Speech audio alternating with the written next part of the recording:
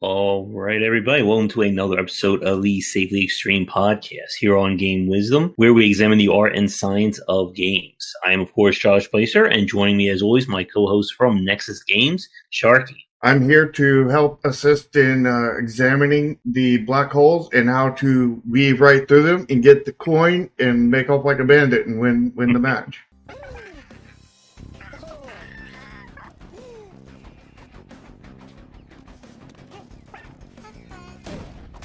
Dang it, right, Michael. Oh!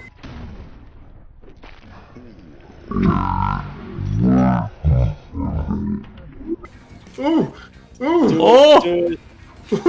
Will Shark get it? Oh my god. Do you believe in miracles? Oh my god, he's got it. I don't know what to do here! With the impossible coin! With the impossible No! Quantum tunneling in real life, and yet here it is, right in front of me. Sharky quantum tunneled through two black holes. What the hell happened there? That is a highlight! Somebody get that recorded here. Oh my god. Shark broke the laws of physics to win. Bravo. I use the powers of chaos. Round of applause for Shark for that one. Breaking the laws of physics of game design. No, it was perfectly within the physics. I'm gonna have to just the send power of developers a chaos. message and ask them what's going on here.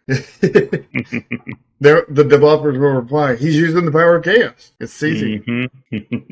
But for this week's topic, we had kind of drop into our laps this afternoon with an interview going up regarding Days Gone 2, or the not-so sequel to the Days Gone game from PlayStation 4. Where a developer basically complains saying that if you expect a game to get a sequel, you should be buying it on day one. And of course, that has caused no controversies whatsoever, right? None, zero, zilch. And that's exactly why we're here, because there's no controversies, right? Expecting people to pay full price for a game. I mean, this is one of those things that it has certainly changed a lot over the past 30 to maybe 40 years of the industry. And when we talk about this topic, it's a rather difficult one, because here's the big issue, is if you don't already own the game, how do you know that you want a sequel? There's pure fanboyism to where you always want a sequel from a particular franchise, as well as there's a non-fanboy aspect to that where a particular franchise has delivered over and over again, and it only makes sense that the next one is going to deliver too. The big thing is, on platforms like Steam, where there's refunds and everything, that makes a lot more sense, because you can buy the game, and if you don't like it, you can return it. If it's not worth supporting for that price, whatever price it is, whether it's $60 or $5, then you can return it. But when you buy it on consoles for full price and everything, that money's gone forever. GameStop won't give you your money back. PlayStation won't give you your money back. Nobody will give you your money back. Not unless there's a big stink about it, like Cyberpunk. But the thing is there had to be a big stink about it. And I don't believe you could get a refund everywhere. You could only get refunds in certain places. So let's say, for example, why would you buy Cyberpunk and support it on day one to get it a sequel if it's not going to be worth getting a sequel? I mean, there's demos and stuff like that can definitely help on that, but the fact is that you don't know until you actually play it, and a demo is only surface level, because the fact is the demo could be good. You get into the actual game and it's a train wreck. I mean, Cyberpunk 2077 could have had a really good demo to it, where they left out all the sections that have all the bugs in it, and they just gave you this, these little limited sections that had no bugs in it. There's only so much, I think, trust that the consumers have over these games. And as we said a few years ago, you could certainly argue, yes, you can trust the developer to release a game day one and we're going to buy at full price. But that's when there's 5 to 10 games being released a month, maybe every 2 months. In today's market, there are 30 to 40 games being released daily. Are they all, AAA quality? No, but there's so much flooding the market these days. I feel that AAA developers are starting, like the reverberation from the indie side is catching up to them. Yeah, Why? and here's the other aspect: does AAA quality mean good quality at this point? I mean, back in the day, yeah, probably, but now, not at all. Not at all. Oh, yes. Of course, people are pointing out the irony that the creative director for Days Gone that was released in a very buggy and kind of messy state that had to be patched with multiple patches post-release is complaining about people buying a game on day one. And that is also part of this issue. There really is fewer and fewer reasons to spend money day one on a game these days. And I want to talk a little bit more about kind of the quality or the types of consumers in a second. But today's market, it is very hard to ask somebody to shell out, $60, $70 on a brand new game. I know that I personally buy a lot of games on day one, but I'm buying them through Steam where there's a refund policy and I can get my money back. And I do my research behind my games, and if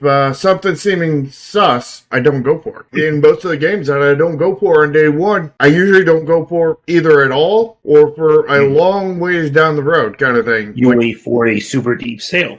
Well, I don't necessarily wait for a super deep sale, but I wait and see, what the game is actually like. If the red flags I've seen were not there, which they pretty much always have been, then I go ahead and pick it up. But if they are, then, I consider that into the price and just be like, yeah, I'm not going to get it until it gets in a deep enough sell to overcome these red flags or until they fix the red flag. I was one of the people who was really wanting and really interested in One Man's Lie. I mean, No Man's Sky. Or did I get it right the first time? I really like survival games. This game looks really good, really solid. And I looked around everywhere for research on it. And everywhere I looked, I seen the same quote-unquote gameplay video every time. Seen it three years ago. I seen it 2 years ago. I seen it posted 1 year ago. I seen it posted a few weeks ago. And the game is releasing here in like a week. And it's like,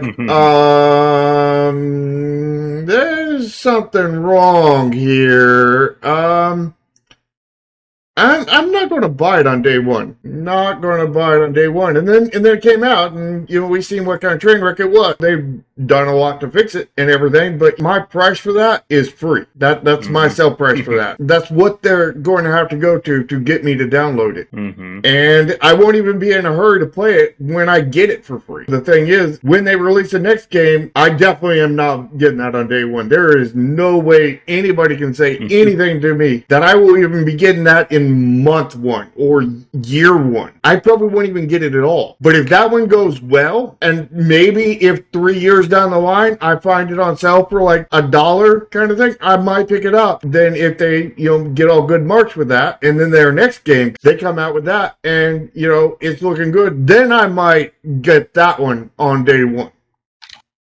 But they're going to have to right their ship and prove that they righted their ship before I will even dream about buying anything on day one from them. And I was not totally up on the Days Gone situation, but from what you said, it was broken and buggy when it first came out. So that would have been one of those similar situations where I would have waited for a deep sell because of that. Yep, and part of the issue, again, is, as you said, consoles don't have automatic return policy. They don't have any return policies, I think, unless it basically goes into crisis mode. And you have to be aware of that as a consumer. And again, like you said, it's why a lot of us buy games on Steam these days, or even on Epic Games, where there is a 2-hour refund window. And if a game is buggy and broken, you're going to find that out probably within 5 to 10 minutes of playing it. Yeah. And to Sir Seed's comment, people are expecting, the term AAA has really changed over the last 5 to 10 years. When we talk about AAA games in the late 90s and the early 2000s, this was considered the marquee games. These were your major titles. Today, however, we certainly have seen the independent space really rising up. I mean, we can talk about games like Celeste, Disco Elysium, Hades, Shovel Knight, Subnautica, so many other indie games that have managed to be bigger in some aspect than their AAA counterparts. And the upcoming Neon Continuum. Which is going to be totally pay to win. But expecting people to spend money automatically on day one is not really, I think, where this industry is anymore. I mean, you look at games that get months and months of content patches and season updates. And I mean, why should somebody buy your game day one? And when we talk about that, I think there's 4 kinds of consumers. The first kind are the mega fans. These are the people. What was that? The fanboys? Yeah. The people who they love game A, they love game B, so they're going to love game C. I'm a fanboy of XCOM and Darkest Dungeon. So day one for me, I'm going to be playing those games regardless of how much money they cost and whether or not I get a press key. I don't think you're a fanboy of those. You're just a big fan of them. Mm-hmm. They're auto purchase because they've proven themselves to you over and over again. You're not like, if they all of a sudden took a nosedive kind of thing, you wouldn't keep on doing that. Yeah. Had you been a fanboy, you would. Yeah. And this is what I'm talking about more on the consumer side. Again, there are consumers who have grown to trust Nintendo. That when they see a new Mario game or a new F-Zero game of ponies watching, they're going to buy it on day one because they have proven that track record. Now, unfortunately, most consumers don't belong in that first category because they don't have tons and tons of disposable income, and B, they may not trust that developer 100% of the time. So the second tier are the people who are going to wait and see. They'll probably wait for either a sale or a law confirmation. So if a game is $50, $60, they'll probably wait until it's like 20 or 30. There are a lot of games that I am just kind of semi-interested in, that usually a 50 to 75% off sale is enough to get me to bite the bullet, even if I'm not completely sold on the game.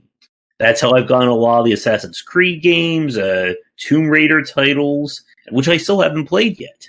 But at that lower price, I feel it's acceptable to take that risk.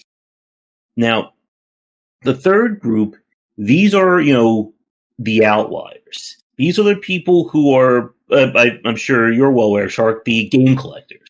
These are the people who, they're going to buy something to have it, and it's just all about price for them. So they're not playing your games. They're playing Steam. Yeah. Or they're just playing their collection, for that mythical day when everything shuts down, we have all the time in the world. So, well, that didn't happen a year ago. Yeah. But we still had to work during that. That's the problem. Or at least I had to. People who had jobs had to. Yeah. Like, for them, it doesn't matter about your game. If they see it at, $5.99, $9.99, maybe $2.99, they're going to buy it. But ultimately, they're not your fans at all. You can release your next game, you could get 10 out of 10 game of the year, and they'll be like, who the hell cares about you? I bought your game off Humble for 27 cents. They may have just loaded up literally just to get an achievement or just go, okay, this is a game, okay, I'm done, uninstall. I just did that last night with a game I got from one of the, I think it was the Humble choice. It was a visual novel detective game. I loaded up, saw, I was like, okay, I'm not interested, goodbye. And that's all I played of it. So that was about 40 seconds. And that's what these people are going to be to you as a consumer. Exactly. And then the final category, they don't care at all. Your game could be free, and they're never going to touch it. Most likely, these are people who may pirate your game just to, stick it to you, or they don't even care enough to pirate it. And they are never going to be in your consumer base, no matter how cheap your game is. Yeah. And I know with the Days Gone article, one thing he was talking about was the people pirating the game. And the thing is that there's a reason why they pirated it. You know, Mm-hmm. and what is that reason? Well, some of the reason was the fact that, they were not part of they didn't care. They were never a consumer of your game. Mm-hmm. Part of the reason was that they released the game in a broken, buggy form. And, there's no demos or anything. And, they want to try the game out before they play it and find out that it's a buggy mess and then never buy it because it's a buggy mess. I mean, if you want people to buy your game on day one, you need to release a day one copy that is worth buying. Mm-hmm. Yeah, and piracy, that's another topic in of itself, obviously. Yeah, one we've already covered, too. Yeah. But again, people, I feel like the piracy argument is getting weaker and weaker in today's market. There are people who will pirate a game to try it out. But again, like the people, like the quote unquote, like the true pirates, the ones who are going to break your game and they're going to, put up on sites I can't mention here, obviously. Those people are never going to be your consumer.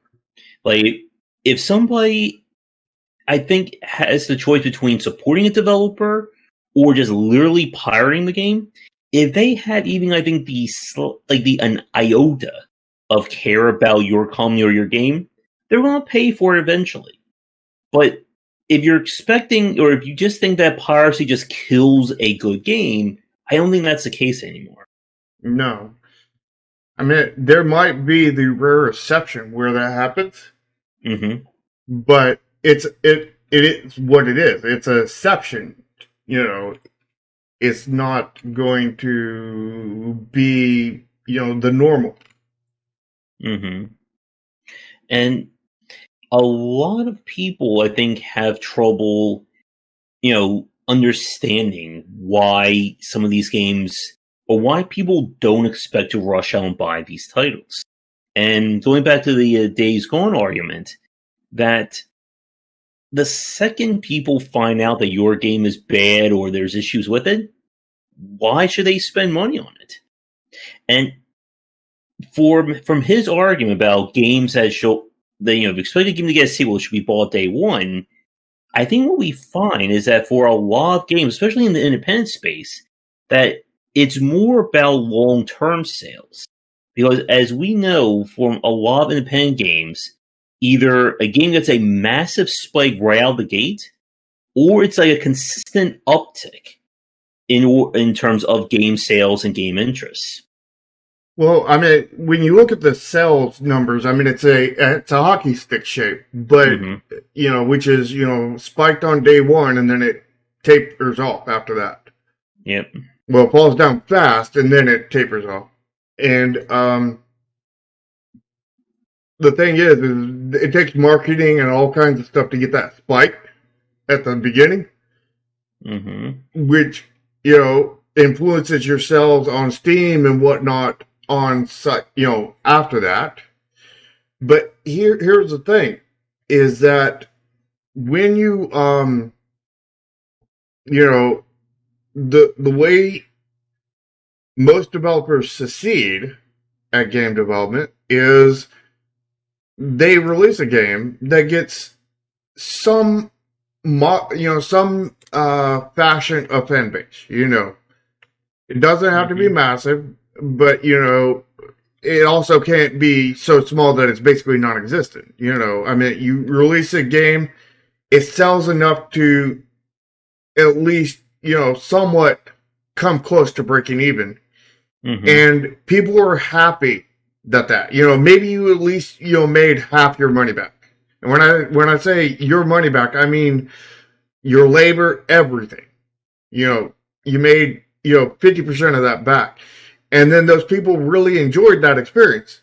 And you had a Discord, you had Twitters, you had all these social medias. Well, not all of them, but you had, several of them that they could join and follow you, kind of thing. And they will be interested in your next game. And when you do that, then when you go to your next game, those people are either automatic sales or close to that kind of thing. And that gives you a bigger spike on your next game that adds to your other spike, which then adds to the algorithm, which gives you another spike on top of that. So it's spikeception kind of thing. And then that leads you to be successful. And then, it just keeps on adding up every time after that, as long as you deliver quality games. Mm-hmm. Now then, we've seen examples with Clay to where they've not released unquality games. They've just released very, very different and not as commercially relevant games, like the Floor is Lava. Is that the name of it? Hot Lava and Invisible Ink. Yeah, which were good games in their own, but they were not... They were experimental. Yeah, they were experimental. They were different. They were, testing the waters, or the lavas in this case, and they were successes. They were not wild successes kind of thing, but they were successes because the spikes that they had built before added to that. And, they still delivered a quality product when they did it. So people were not pissed off at them after they got it. They may have not enjoyed the game may have not been for them, but they were not mad because of it. And making your fan base mad is the way you destroy your fan base. And EA and, a lot of other AAAs have been doing that for many years. And, over time, it's slowly coming to the point where it's going to bite them in the ass. Yeah. And to that point, here's like a quick breakdown of that. Hot Lava has about 2,000 reviews on Steam. Invisible Ink is about 4,000. Auction Not Included this time has 60,000, or a little bit above it. And as to what Shark said, there's a difference between a game that is good, that doesn't sell well, something that's very experimental, something that, it's not a hot market, versus a game that doesn't sell well because it's a bad game or has a lot of issues starting out.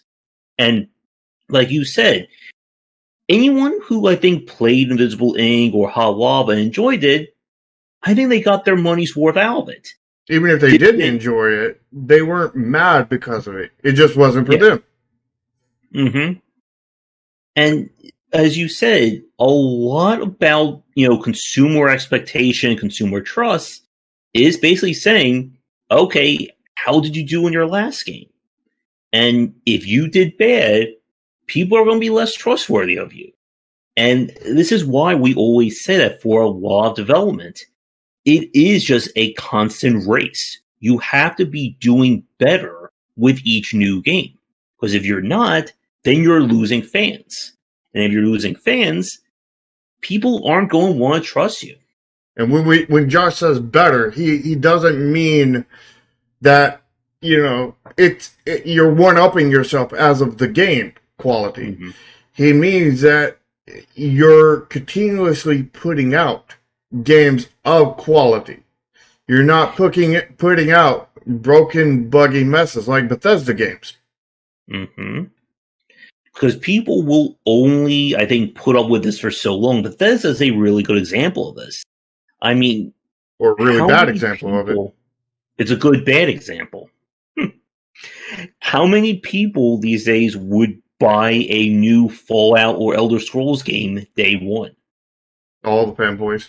But nobody else. Mm-hmm. And, we said this before, the Bethesda joke about, buy our game and wait for the first content patch or the first update. People aren't laughing about that anymore. Because, guess what? There are indie developers making games of similar quality, and they don't have tons and tons of day one bugs. Yeah, I mean, Bethesda got away with it for so long that they think that they expect it now. Mm-hmm. And the only reason they got away with it for so long was that nobody else was making games like that. Mm-hmm. But guess what? We have stuff like Minecraft, Valheim, the Gothic series. You guys will probably know more of the massive open RPGs than I would. But indie developers, again, have caught up and they've, I think, lapped a lot of AAA developers. You can't get away with just a name anymore. I mean, a lot of people did not expect a lot out of Doom 2016 or Resident Evil 7. And id and Capcom had to earn that trust back. Mm-hmm. Yeah, and it's interesting how things work out because, like, you know, if things keep on going the way they're going, there's some, we have to look at cause and effect, and, stuff is going to happen, obviously, because stuff happens, That's a good explanation, right? But the thing is that basically when they're burning their fan base out, these AAAs, several of these AAAs, not all the AAAs, but like when you look at several of them, like EA kind of thing, they're burning their fan base out. And once you burn out that fan base to such a size that it will not support you, then you're done.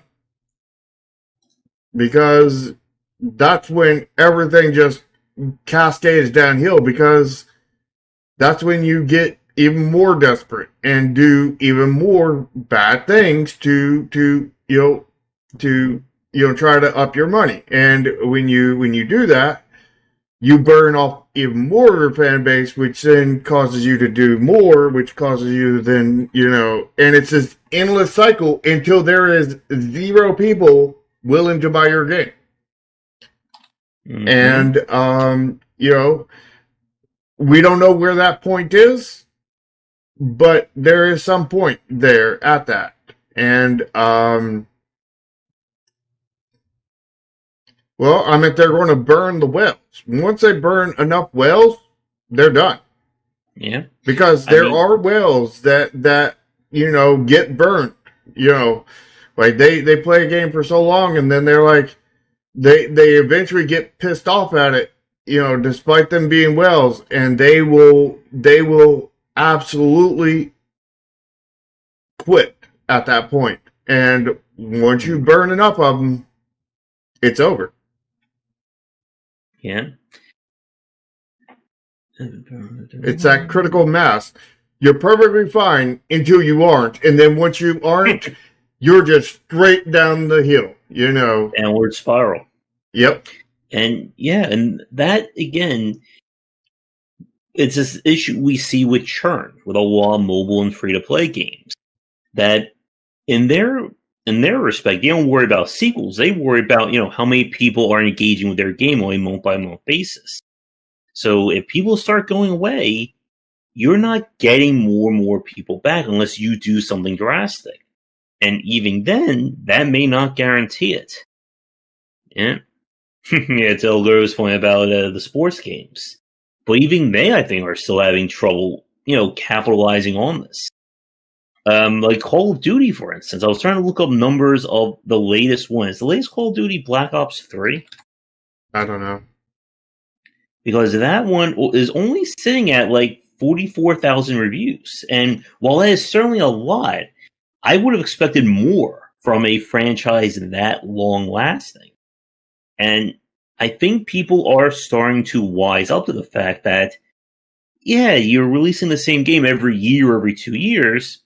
Why should I spend $60 on that? Yeah, and, there will be a point where they will stop taking the abuse algorithm, and it'll happen one person at a time, but, when it becomes big enough, everything's going to, go downhill real fast. It's like a stack of dominoes set up to tumble over. You know, that one domino can sway back and forth in the wind, and it will be perfectly fine until the wind just hits it just enough to tip it over, and bam, everything just, is gone. It's fine until it isn't. Yeah, and I think there's 2 points I want to go back to. The first one is kind of the idea of, the price value of these games. That people, like, there are some series that don't go on any sales whatsoever. And Call of Duty, I think, is a good example of that. Like, I don't think I've ever seen a single Call of Duty game drop below $10. Like, the older ones, like from 2009, 2007, they're $20. But there's, like, going back to the kinds of fans, that there are people who are interested in a game, they want to support it, but they don't want to spend full price on it. Maybe they can't spend full price on it. Excuse me. And for them, they're going to wait for that sale. And if you don't do any sales, I feel like you are robbing your game of a potential audience. Because the people who buy your game, $60 day one or month one, they're going to do it regardless. But if you want to attract more people, you need to lower that barrier of entry. The Total War franchise is a good example. Pony gifted that one to me because I have no trust in Creative Assembly when it comes to Total War. The ones that I played were just like, it didn't work for me. So the chance of me spending $50, $60 on that game, no matter how much praise it gets, is zero. But unfortunately, the game has been out for, I think, several years now, and it has yet to drop down to a price that I would be interested in taking that risk on spending money. Mm-hmm. Let's see. Yeah, it's still $60. And like we've said, you can always lower a game's price. You can never raise it back up, hence the risk of game sales. But at some point, you have to realize that you've kind of, tapped out the well when it comes to $60 on a game. Although there is the other side of that, to where you have games like Factorio that notoriously never go on sale. Mm-hmm. And but they're also not asking a massive price for their game either. They're not asking $60. They're asking what, $20? It looks like they went up to $30. $30. Yeah, and I think it was $30. Factorio is one of those exceptions to these rules when we talk about them. But yeah, like Factorio is only $30. And again, another point about this, if you have zero trust, yeah, exactly. They'll have to pay me, right? Like Goddess did in order to play that one. Yeah. I have zero trust with No Man's Sky, One Man's Lie. So, it would have to drop to zero. Like I said before, it has to be free for me to touch that game. I won't pick it up for $1. I won't pick it up for 29 cents. And this goes back to something that I said when we were talking about game preservation, that every game has a life expectancy or a shelf expectancy. That you can't expect someone to spend $60 on a game from 10 years ago. It doesn't matter if it's the best damn game in the world. Why would someone spend $60 on a 10-year-old game when they can spend $60 on a 10-day-old game or a 0-day-old game? Yeah. Now, the other point I wanted to bring up, going back to the Invisible Ink and Hot Lava example, and this I think is where Days Gone fits, is the experimental games, the untested, unproven titles. And this is somewhere I feel that the developer of Days Gone, the one who gave an interview, completely messed up his point on. That when we talk about something that's untested, not only are you working with a handicap, but you can't expect people to put down day one money on something that they've never heard before. And this is one of the reasons why a lot of games get sequels, is that the first game needs to be viewed as a test bed. It has to be a really damn good test bed, but people expect then the sequel is where all these ideas and elements get refined and polished. If you look at the difference between Assassin's Creed and Assassin's Creed 2, for instance, that was a major jump. And the first game didn't really I think it didn't do like amazingly well for them. But it did well enough to prove that concept.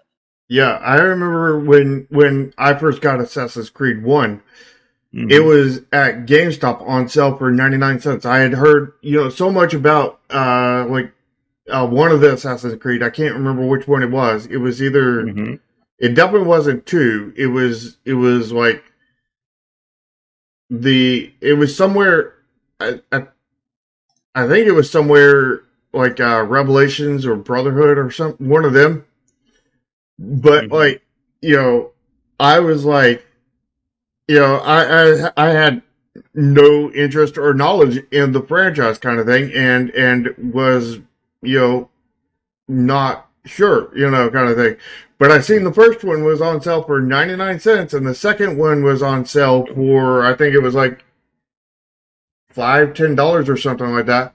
So I was like, that's 99 cents. I'll pick it up. I picked up the first one kind of thing, and I played it, and I really enjoyed it. I enjoyed it quite a lot. So the instant I finished that game, I instantly went out, a few minutes later and just went and got the second one that I seen on sale.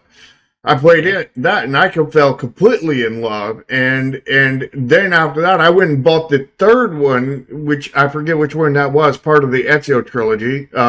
Yeah, something like that. With I think that was Revelations or Brotherhood, and I bought it full price. And then I went home and played the heck out of that. And then I was waiting for the next next one of the Ezio trilogy to go buy it at full price. Yeah, but again, though, if that first game wasn't on sale, would you have invested money in it? No. And there's our point right there, that a lot of people, I feel, again, treat Nintendo as the standard for all games and all design. Yeah, you just have to be Nintendo and everything will be fine. Nintendo can release an experimental, crazy game like Pikmin for $50, $60 and earn decent money because, guess what? They're Nintendo. But if you are a developer with an unproven track record and an unproven franchise, you don't have that luxury. And from what people are saying, again, I did not play Days Gone, and again, we can't experience day one of Days Gone. That was not easy to say there because it's been patched up. But I remember Arkham Knight on the PC and how horrible that game was on day one. And yeah, exactly. Pikmin was also a great game, but it was also very experimental. And again, it raises that question. How many people will have bought a Pikmin game if it didn't come from Nintendo? Well, actually, I have an answer to that. How many people bought Brutal Legend compared to Pikmin? Because Brutal Legend was along that lines of a console real-time strategy game. Now, of course, by that point, Double Fine had a proven track record with Psychonauts. But again, when you do something different, when you are trying to be a different developer, if you're trying to start from the ground up with a new franchise, you cannot be expecting, Call of Duty, Halo, Mario numbers. Unless you're Nintendo. Yeah. And this is why you have to, develop smart if you're working on something untested or experimental. If you're putting the same amount of money that, BioWare puts into a Mass Effect game into your untested game, good luck getting a return on investment on that. Yeah.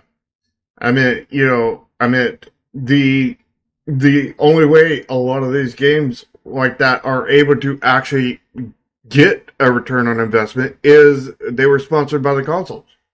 Like, Horizon Zero Dawn, because they were very much that. They were doing something new, something different compared to, the past, and basically the only way they were able to realistically fund that game and everything was have Sony fund the game and fund it with, you know, bankrolls kind of thing, because the fact is that I'm pretty safe to say that game did not break even. I don't know if it did, but I'm pretty sure it didn't, because the fact is the fact is that Sony threw tons and tons of money at that game. You know, they threw tons and tons of money in No Man's Sky too. Well, not that much. But yeah, and but they did that not to make money on the game, but to make money on the console. You know, to sell units, move units, and also again to establish a franchise. Because again, like going back to the Assassin's Creed example, once somebody likes game 1 in the series, they're going to most likely like game number 2 and game number 3, unless you screw it up like the Assassin's Creed series, but that's another story. Yeah. And to Soren and from York's comment about, you know, whether they're gamers, I would say they would still count as consumers. Again, they will probably count in like the third category, what I came with earlier, that they're going to want to play your game, but their investment is very low. They're not buying your game because they love your studio, they love your franchise. They're going to buy a game because they just want, you know, that one thing to enjoy. They're not going to be following your news day in and day out. Mm-hmm. And that's where it gets into the marketing aspect, because like if they aren't following you day in and day out, they don't know who you are, basically. Mm-hmm. And again, if you are unproven in a space, or unknown, have to work. What was that? Or unknown. Yeah, you have to work 5 to 10 times harder at minimum to get noticed. There's a reason why Disco Elysium blew up, because those developers went, you know, 10 times above and beyond anything else in like that kind of visual novel, choose your own adventure space. Yeah. And here's the thing: is if you're an unknown indie kind of thing, it's harder for you to release a game than it is for AAA. Mm-hmm. Because not only do you not have the budget of them, but you have to do better than them. Because if you don't do better than them, why would they come to you? You know, and why would they attempt to find you? You know, why would you look for a needle in a haystack if there's a giant needle right beside it? Or just a giant stack of needles next to yours. Mm-hmm. And yeah, being able to do something different, it comes with risk. This is why a lot of AAA developers like iterating, and why franchising and franchises, I should say, are so big. Because if you know that Assassin's Creed 1, let's say, again, I'm just pulling a number out, let's say it sold 500,000 copies. Well, you can realistically say that Assassin's Creed 2 will sell probably around 500,000 copies. Maybe a little bit more due to word of mouth. But you can't then say, oh, well, if this game sold 500,000 copies, mine will do 2.5 million copies. And we saw this with Dead Space. That when EA announced that they wanted Dead Space 3 to sell, what was it, like 6 or 5 million copies within its like first 2 weeks or so, no survival horror game at that time was pulling out those numbers. And you have to be... And that's exactly the reason why it failed. Yeah. And you have to understand that there are only so many consumers for a game, and there's only so many who are willing to spend full price. Now, if Days Gone, you know, after 6 months, maybe a little bit more of that, had, you know, dropped its price down to $20 or $30, I'm sure it will have gotten a very huge uptick. And again, if your game is unknown, you have to do that. Like I said a few minutes ago, there's a reason why Nintendo games don't go on sale. Because they're Nintendo. Everybody and their mother, father, and grandparents know who Mario is at this point. They don't need word of mouth to get people to buy a new Mario game. Well, I don't think they need to drop down in price right when you release. That's generally a bad idea. But if you need to evaluate that on your own, kind of thing, if you need to. But like in general, when you're doing something more experimental, you generally need to go on sale. I wouldn't necessarily drop the price because dropping the price is very, very different than going on sale, although they both devalue your game. The fact is if you drop your price too low, then people think that the quality is bad. Mm-hmm. That's another topic right there. How much to lower your price. If you had a $60 game and you drop the core price down to $10 kind of thing, people are going to think something's wrong with it. Now then, if it's a $60 game and you're giving it for whatever percent off that becomes $10, they're going to just think that's a good sell and not, something's wrong with the game. Yeah. Also, as a quick time check, we're about 45 minutes into this topic. All right.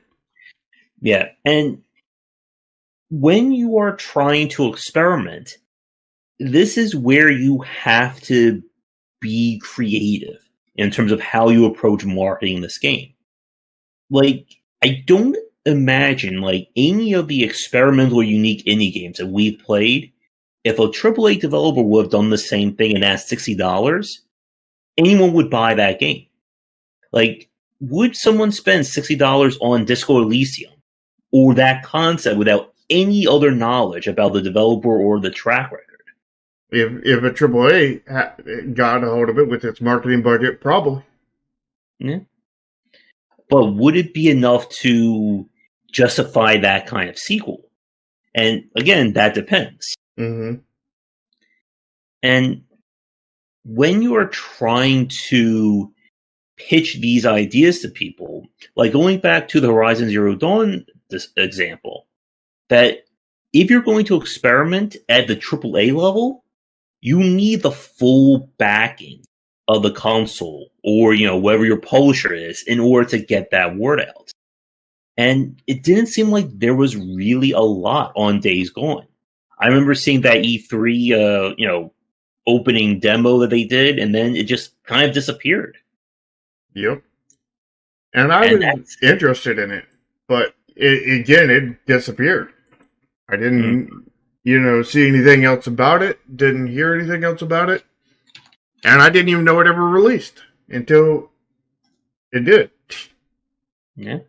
And apparently it's coming to the PC for $50 literally next month from this stream. Question is will it be broken and buggy on day one? Will it be a bad port on day one? Would people care enough to buy the game at $50? Mm-hmm. And again, some people will say, yeah, it's a AAA game. But guess what? It's going to a space where there are a lot of open world style games. And again, this is one of the things that we've said before, that AAA developers have to play catch up these days in the independent space. And that was not how it was 20 years ago. Yep. Very, very different market. Market's always changing. It's not the same this year as it was last year or the year before that. It changes a lot every single year. Not all markets are like that, but the game dev market right now is truly like that. And I always see people making, well, X game did this 10 years ago. Well, that's like saying, I could go up and stab people back in the medieval days with my sword. Doesn't mean you can do it today. Mm-hmm. Yeah. And again, you cannot... Hey, Thorn. You cannot expect, I think, in today's market, for single platform releases to do well anymore. And I think that's something a lot of developers are, either learning it gently, or they are going to be, pulled or raked over the coals to learn this lesson. If you look at, again, Sega and even Capcom these days. They're going for multi-platform releases for all their big titles. That's not how it was 15, 20 years ago. You know, Oh, well, 15, 20 years ago, they had console. yeah. Back then, basically, PC gamers, and even if a game was released, exclusively on Sony or exclusively on Microsoft, that's it. If you want to play that game, you are buying that console, or you are not getting it. But all right, Ratsi, I'll see you later. But in today's market, developers and publishers have learned that if you want something to sell, you need to get as many eyes on it as you can. Mhm. And I think it's working for Sega. Yeah, I mean, Sega, focused on going in for the development side. Because when you're a developer, you don't have to pay no heed to whatever platform you go on. I mean, you got to follow their rules, but you don't have to, be exclusive. You don't have to do any of this stuff because it's your game. You can do whatever you want with it, kind of thing. And when you have that freedom, kind of thing, why not put it on every platform you can? That's reasonable, kind of thing. Like you don't want to put it on a platform where it obviously wouldn't do well, kind of thing. Mm-hmm. But nobody wants a hardcore Kaizo platformer on a smartphone because the controls are not there for that. Mm-hmm. But it could work on a console. Mm-hmm. I mean, Super Meat Boy is on the many consoles these days. Same goes for the Binding of Isaac. And, from the AAA side, 10 years ago, who would have thought Monster Hunter, a PSP, marquee title, would eventually be brought to the PC, and in doing so became probably one of the best-selling games from Capcom of all time. Mm-hmm. And again, this is the challenge of supporting these franchises and maintaining this, that if you expect somebody to trust you, you need to have a record of trust. You need to earn their trust. Trust is earned, not given. Yep. And in today's market, you can't... what's the word I'm thinking of? You can't depend on them to automatically trust you? Yeah. No, you can't be entitled. There we go. You can't be entitled to think that, people are going to buy my game day one and will do amazingly well just because of that. Well, you can be entitled. You'll just be sadly let down. Well, true. And it is a tough lesson. I think a lot of AAA developers are learning, and they are learning this the hard way. That the days where you could just say, this is the latest game on PlayStation or the latest game on Nintendo system and do it well, it's kind of like being on Steam these days. Yeah, you're on Steam, so's 10,000 other people. Yeah. I remember when I was putting my first game on Steam and, I had a few people being like, but can you even get on Steam? I was like, yeah, I just got paid $100. It's not a big thing, Mm-hmm. Way back in the day, you had to get special permission to get on Steam. You had to get special permission to do all this stuff. And, where now the special permission is just $100. It's like, the point where, hey, you don't even need a real driver's license. Just go to this guy on the corner, give him $100, and you got your driver's license. You're good to go. And it's all perfectly legal. Just slip anybody $100 bill, and you're perfectly legal to go. Yeah, and Chet Felistic, I completely butchered his name, the developer from Valve. He weighed in on this on Twitter, and he said, I think this is a good quote. He said, "It's our job to give them the reasons to join us when talking about getting people to buy your game." And yeah, that is true. You have to give people the reason to give them for them to give you money. Mhm. For some people, you don't have to give them a lot of reason. You can just say, this is a new Nintendo game. Here's my $60. Or for me, here's a new XCOM. But that is a very small segment of that market. There are people, again, who they don't have $60, $70 to spend every month or every few weeks on a new game. They would love to buy your game, but maybe they can only afford it at $20 or $30. Yeah, there's And, currency conversions that really play into, thing there where, people, maybe $5 of U.S. currency is like the equivalent in their currency to $100,000, meaning that you have to be super, super rich to be able to afford, a $15 game. I mean, basically, the equivalent of, everybody who can buy a Ferrari can buy this $15 game. Basically, and when they're like that kind of thing, you can't sell your game to them because they don't have that kind of money. Well, I mean, a few do. A few have the equivalent of a few $100,000 in their currency to spend on a game, but most do not. Yeah. And when that happens, they're going to have to pirate your game or just not play it because they don't have another choice, And this is how franchises don't grow. Because if you don't reduce that barrier, if you're not allowing more people to experience your game, what makes you think you're going to get a sequel? What makes you think there's going to be enough people to justify a sequel in the first place? And this is the area where free-to-play games really shine because the fact is they have that, extremely low barrier of free to download, It's a free barrier. Yeah. And the only thing you have to pay in that is your internet bill, your electric bill, and your time to download it. Yeah. And to Thorne's question about have seasonal releases held, I think they have held, but it's hard to tell that I think people may be getting fatigued with it. With the latest Man release having issues of, the monetization, the NBA game having similar ones, that I do think it's getting harder and harder to justify that. Because what are you going to do in a year's time that is going to be worth another $60 or the game you just released a year prior? Yeah, not much. And again, when we say seasonal releases like this, like with Activision's case, they have multiple teams working on Call of Duty games concurrently.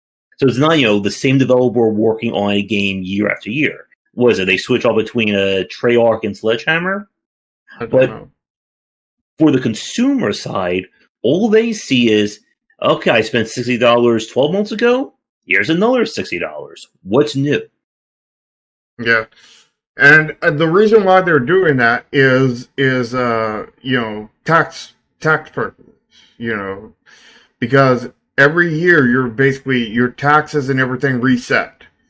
And, certain things only carry over for certain periods of time. So you really need, ideally, in the perfect situation, a game releasing every year. Mm-hmm. But, that would be the ideal situation, and basically the only people that are able to pull off that ideal situation is AAA. If as an indie you're pulling that off, then you're probably not pulling off games that are worth buying. Mm-hmm. Because, it is possible to make a game that's worth buying in a year, but it is damn hard to make a game worth buying. Doing it consistently every year. Yeah. And you don't want to be consistent in that unless you're really damn good at it. And basically, very few to no developers are. None come to mind on that. I know some that are attempting that, like Tim, and, he's one of the people that could potentially pull it off. But he's not quite there yet. And again, this is that challenge of being successful in this industry. You need a lot to be successful and to get people to trust you on day one. If you're an indie developer the chance of somebody buying your game day one is minuscule at best. Mm-hmm. Because why would they trust you? Yeah. And you know, demos can go a part of the way into gaining that trust. Or having people play that game. Aurora mentioned earlier, YouTubers and streamers. Yeah. You know, exposure. If somebody like Markiplier or what was his name, a Manly Badass Hero, and there's a lot of YouTubers who will cover early games or take first looks at them, such as myself. You know, plug the channel right there. There's your shameless plug for me right there. Subscribe and lick the smash button. Exactly. Smash the like button. And you can get people to trust you that way. But it's all, no pun intended, it's all a game you have to play. You have to do everything right. And if you screw up even just one thing, it can erase all the good you did elsewhere. It won't necessarily do it, but it can. Mm-hmm. And even if you do everything right, you may still fail. That's the beauty of this industry. Yep. So it's a get poor quick scheme. Unless you hit the lottery times 10. Yeah. And even if you do, then you're probably going to fail after that because you didn't learn your lessons from failure before. Yeah. It's one of those things where if you don't fail the first time, you're probably going to fail every time after that. Where if you do fail the first time, then you may fail or succeed the next time. You may fail or succeed the next time, but when you start succeeding, you're going to continue to succeed more than likely. Yeah. And this is why we've said before why a lot of independent developers fail to maintain the momentum of their first big hit. That if you don't understand why your first game succeeded, you're not really going to be able to grow and improve. And when your second or third game comes out, people are just like, this is horrible. Why'd you make this? You just blew all the goodwill and trust you've built up from your first mega success. And this is why we see from developers that, like you just said, the ones who consistently do things right, continue to grow, it becomes harder for them to fail, not succeed. Clay Entertainment is a good example. Like, they have really gone on the ball in terms of their development scope. Supergiant Games is in a really big position after the success of Hades. Red Hook Games. I mean, at this point, I'm willing to bet money that Darkest Dungeon 2 is going to do well. Yeah. It's not going to fail for them. I mean, it might fail. To make $10 billion. Yeah. If they replace a Wayne June with PewDiePie, maybe it will fail as a narrator. Yeah. But here's, I think, my final point, and we'll begin to wrap things up. Day one sales are not the standard anymore. You need to have people trust you in order to get them to kind of justify spending that money. And if you are a first-time developer, if this is a first-time game, or if this is an experimental game, people aren't going to trust that. And you're going to have to do more to get them to do it. And even if you do manage to get day one sales, don't forget about the people who are, maybe second or, third tier fans. They won't play your game, but they can't or won't be willing to spend $60. And this is why so many people have become adopted to game sales.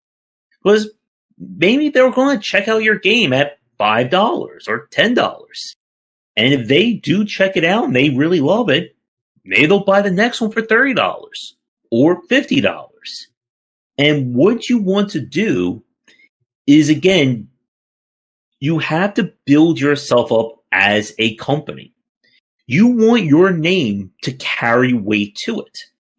Again, with Clay Entertainment, I am sure for a lot of people that whatever the next game Clay announces, they're going to probably buy it day one or very, very close to it because of all the goodwill and trust they've built up. And like I think what you said earlier, Shar, is a really good point. That even if one of their games isn't a 100,000 review bestseller game of the year, most likely people are going to still walk away satisfied with it. Is it going to be, could it be another auction not included? Maybe.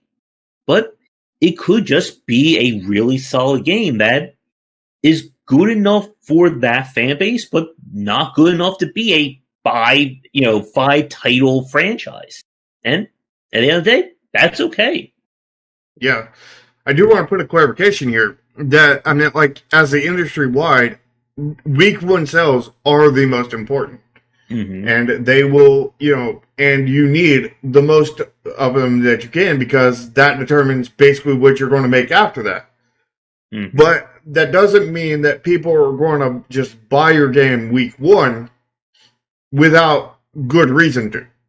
You either need a name developed for yourself because of past games. You either need marketing dollars out the yin-yang. Or a proven track history of smaller games kind of thing, or you need to be so, like, out in left field that everybody's like, that, I want that. I've never seen it before. Yeah. Like, hopefully hopefully that's what my current game will be doing, Neon Continuum, because it's pretty out there kind of thing. Mm-hmm. And, But in the same vein, though, being out there means you're going to have to do 10 times the work to get people to even be interested in your game. Yeah, well, it's not so out there as of, it has a lot of concrete things, but those concrete things put together in a completely different way that make it out there kind of thing. None of the things are totally original kind of thing. Because, I mean, CCGs, normal CCG stuff, that's all normal, Triple Triad is pretty normal to the people who have played it. It's a niche, but it's normal to that niche kind of thing. And, I mean, I don't know if there's anything totally original about the game, because, like, there basically isn't anything totally original about any game. But, like, it's this combination that basically, as far as I know of, has never been seen before. Yeah. And thank you, Pop Music, for bringing that up about Undertale. Because that is another point, again, that a lot of people don't, and again, leads into another 5 to 10 topics easily, that a lot of people look at success in a vacuum. They don't understand everything that goes into a game having that day one success. With Undertale, for instance, that the creator, Toby Fox, was well known in that space before anyone ever heard of Undertale.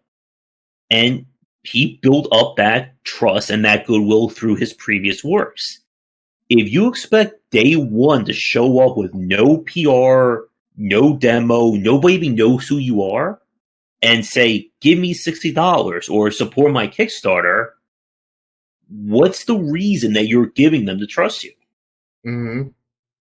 And they probably don't have one. And that'll be, the end of that. Yeah. And again, with Darkest Dungeon, this will be my final point here. With Darkest Dungeon, Red Hook spent a good year before they even went to Kickstarter getting word out about them, building up that trust. They didn't just show up on Kickstarter or on Steam or PlayStation and just said, here's my game, give us $30. They were showing concept art. They were showing trailers and concept videos and, Wayne June's narration. So that when they went on to Kickstarter, they had that goodwill built up from the start. And if you don't put in the legwork here, again, like with Days Gone, or you release an inferior product, why do you think people should buy your game for $60? Mm-hmm. And why would you, you can't exactly put a massive budget behind something that you don't have a very good likelihood of succeeding. And if it's something new, that's even, more risky. Mm-hmm. But I think that might wrap us up, right?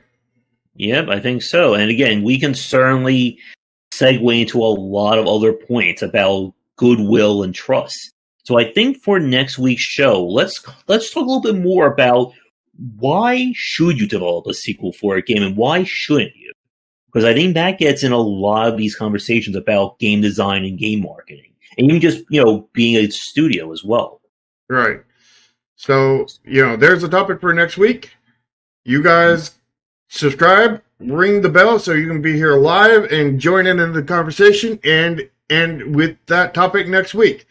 And, down in the description, we don't know whose stream you're on. You may be on Josh's, you may be on mine. There's a link to the other one, and you can, view the other half. And there's also, links to both of our Discords, both of our Twitters, all that, all down in the description. So, please join up and welcome to the community. Mm-hmm. We will be back next Sunday, starting around 4:30 ET, live on both of our channels if you want to catch these shows live. And if you are any developer who's looking for Steam Store page reviews, check out our Thursday shows in the Inquiries. Other than that, again, thank you so much for tuning in. Come back for daily discussions on game design here and on game wisdom, where it's in the art and science of games. And until next time, take care. See ya.